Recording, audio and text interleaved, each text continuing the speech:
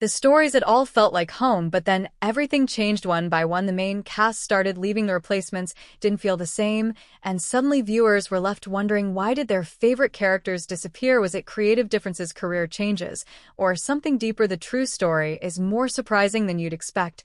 So let's get started. After years, Chapter 2. Tim Allen away from TV. Tim Allen came back strong in 2011 with Last Man Standing. It wasn't an easy decision. He had already turned down big offers, including one from CBS that would have paid him $1 million per episode, but Last Man Standing was different. The show's creator, Jack Ditt, imagined Mike Baxter as a new kind of character, someone who felt like an older, wiser version of Tim the Toolman Taylor. At first, Allen didn't want the role. He thought it was too similar to his old character. He said no 3 times. What finally changed his mind was a deal that gave him control, along with starring. He would be an executive producer and have a say in the show's direction. This freedom would later play a big role as the show touched on political topics. ABC had big plans for the show. They wanted it to feel like a modern version of All in the Family. The idea was to have a conservative main character whose views would be challenged by his family.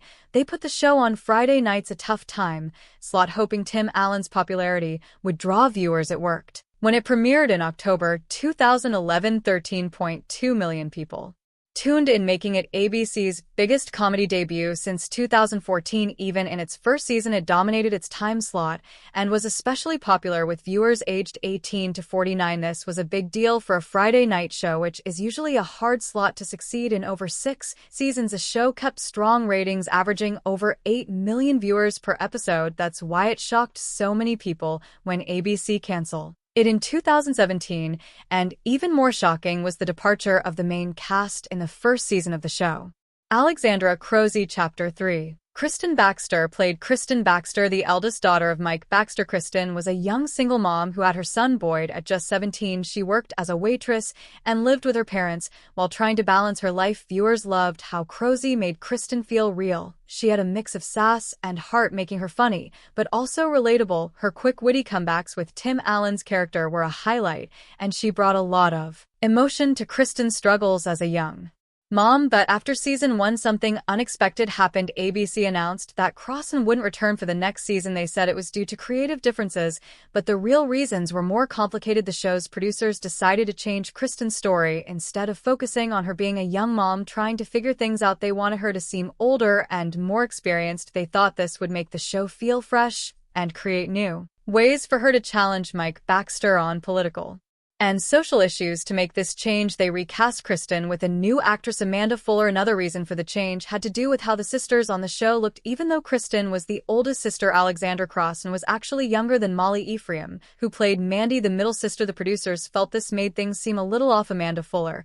who was older than both Crossan and Ephraim, seemed like a better fit to play the eldest sibling. Apart from that, in December 2011, Nick Jonas made a surprise appearance on Last Man Standing as Ryan Vogel's son. Kristen's Chapter 4. Nick Jonas' ex-boyfriend and the father of her baby. He was only 19 years old at the time, and the cast was meant to grab attention and boost ratings. In this Christmas episode, Ryan suddenly comes back to town after disappearing for a long time. He's shown as a nervous and immature teenager who ran away from his responsibilities. The show described him as a numbskull who got Kristen pregnant. Jonas's version of Ryan was simple and not very developed, but his appearance caused quite a buzz among viewers. Things changed when Tim Doyle became the showrunner in season 2. He wanted Ryan to be more than just a deadbeat dad. Doyle decided to turn Ryan into a smarter, more complex character who could challenge Mike Baxter's strong conservative views. The plan was to make Ryan a regular character with deeper connections to the Baxter family, but even Doyle couldn't keep this character. Chapter 5. Tim Doyle. In 2012, Jordan Masterson took over the role of Ryan. Masterson, known for his role on Greek, brought a completely new version of the character to life. His Ryan was smarter, more mature, and politically outspoken. He wasn't just a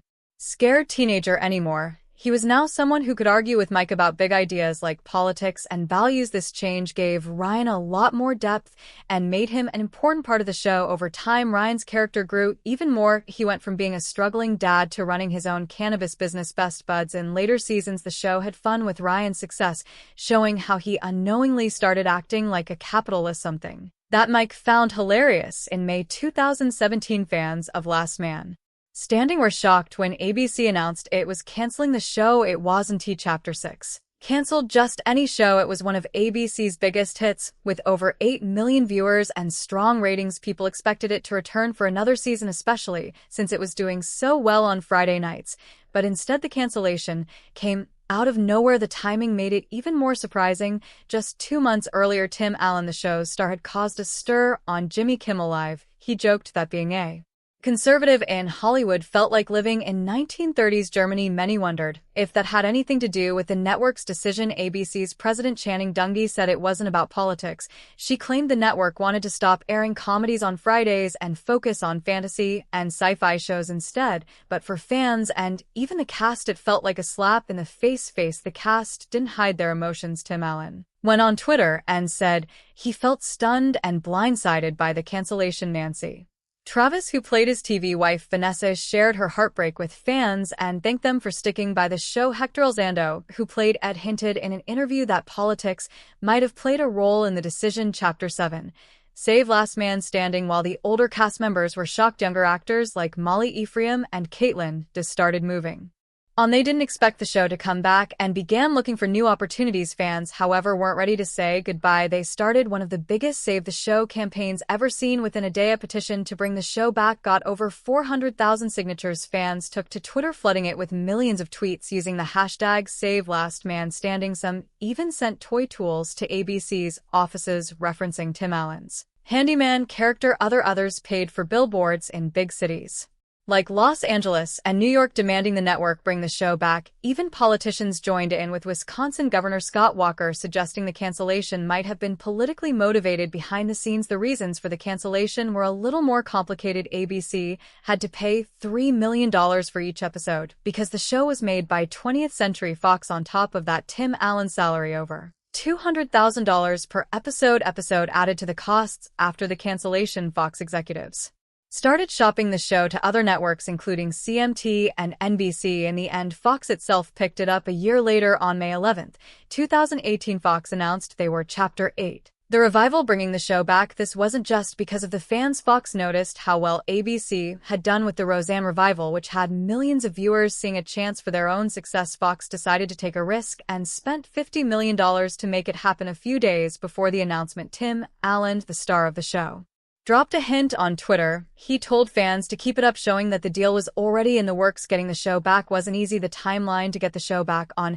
air was tight. Fox announced the revival in May 2018, and the premiere was set for September. This Chapter 9 production challenges gave the team just a few months to write, film, and prepare. The writers started working on scripts in June, with only 15 weeks to get them ready. Filming began in August at the same studio as before, but the set had to be rebuilt because the original one had been taken apart to meet the deadlines. They filmed 3 episodes every week. Later, the COVID-19 pandemic caused a pause in production, adding more challenges. Fox spent more money on the revival to keep the show at its best. Each episode cost $1.1 million, up from $800,000 before. Tim Allen's pay went up to he earned $235,000 per episode, making him one of the highest paid actors on TV. To help cover costs, Fox sold streaming rights to Hulu and CMT for $1.5 million per episode. The production team also found ways to save money, like filming more efficiently and cutting back on travel for location shoots. All this effort paid off. The show's first season on Fox brought in 8 million viewers, with the premiere alone getting strong ratings. Fans showed they were still excited to have the Baxter family back on their screens, but the challenges were not over yet, and one of the main challenge was casting new names, because when ABC canceled Last Man Standing in 2017, Chapter 10, Molly Ephraim, who played Mandy Baxter for 6 seasons, thought the show was done forever. She didn't wait around. She signed up for new jobs right away. By the time Fox brought the show back a year later, Molly was already busy. She had taken roles in different projects like Brock Meyer with Hank Area and Halt and Catch Fire. Molly couldn't leave these commitments, so coming back as Mandy wasn't an option when it came to replacing Molly as Mandy. The producers of Last Man Standing didn't want a look-alike. They wanted someone who could bring something new to the role. After searching for the right fit, they chose Molly M. Cook. She didn't look like Ephraim at all, but the team decided to embrace the differences. They even made jokes. Chapter 11. Molly Mook about it on the show instead of trying to hide the change.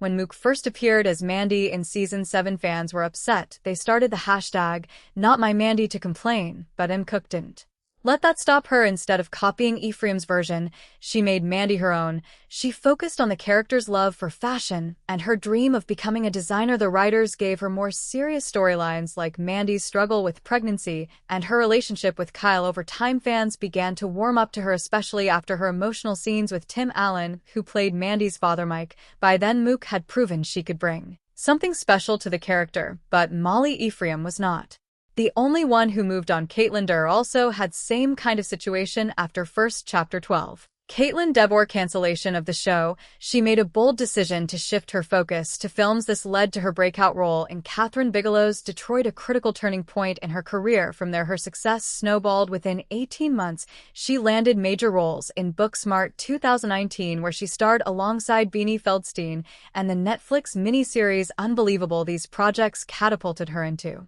the spotlight. Her role in Unbelievable was especially significant, earning her Golden Globe and BAFTA nominations. Meanwhile, Booksmart became a hit with glowing reviews and a $25 million box office haul. Her decision to pursue new opportunities turned out to be the best gamble she could have taken. When Fox revived Last Man Standing, things became more. Chapter 13. Scheduling conflicts complicated. Dare was no longer able to commit as a full-time cast member. She transitioned from a series regular to a recurring guest star, appearing in 7 episodes of Season 7. However, by Season 8, her appearances dropped to just 2 episodes. The COVID-19 pandemic made things even harder, with strict quarantine rules requiring 14 days of isolation for each appearance. The show's production team had to adjust their schedules around availability, sometimes writing entire episodes that could be filmed during her brief windows between projects. By the final season, she appeared in only 3 episodes, including the series finale. Does reduced role meant significant changes to the show's storylines. The writers explained her character Eve Baxter's absence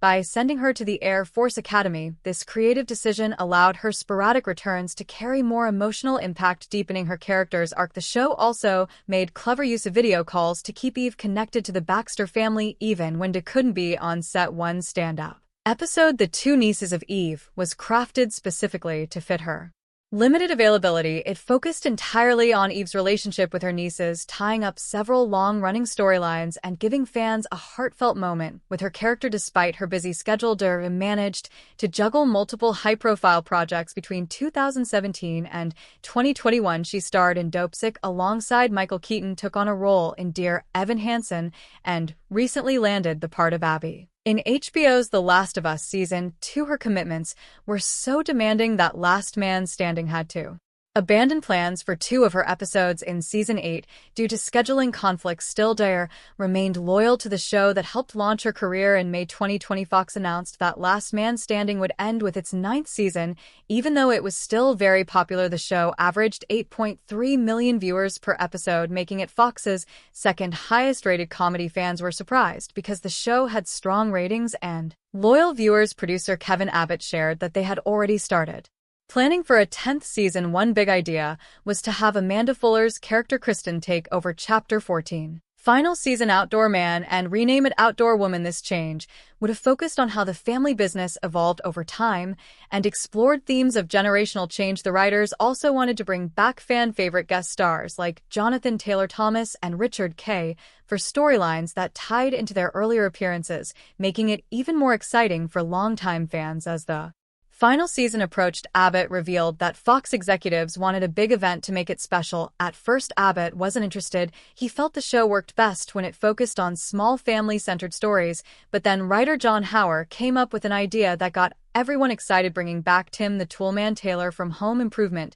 This sparked discussions about how the 2 shows could connect. Over the years, the team had considered other crossover ideas, like creating a shared universe where they explain what happened to all the Taylor family members from Home Improvement. However, these ideas were always complicated to pull off, involving legal challenges and negotiations between multiple studios. Some exciting ideas never made it past the planning stage. One idea was to do a Tool-Time reunion special within the Last Man Standing universe, bringing back the entire Home Improvement cast. Another idea had Mike Baxter discovering he was distantly related to Tim Taylor, which would have created a fun storyline about their family trees, connecting the writers even planned a Christmas special that would unite cast members from both series, but scheduling conflicts and legal rights issues made it impossible. When they finally decided to bring Tim Taylor into the show, it wasn't easy. Since Disney owned the rights to Home Improvement, it took a lot of back and forth negotiations. Abbott revealed that the crossover wasn't officially approved until the day before the script reading. He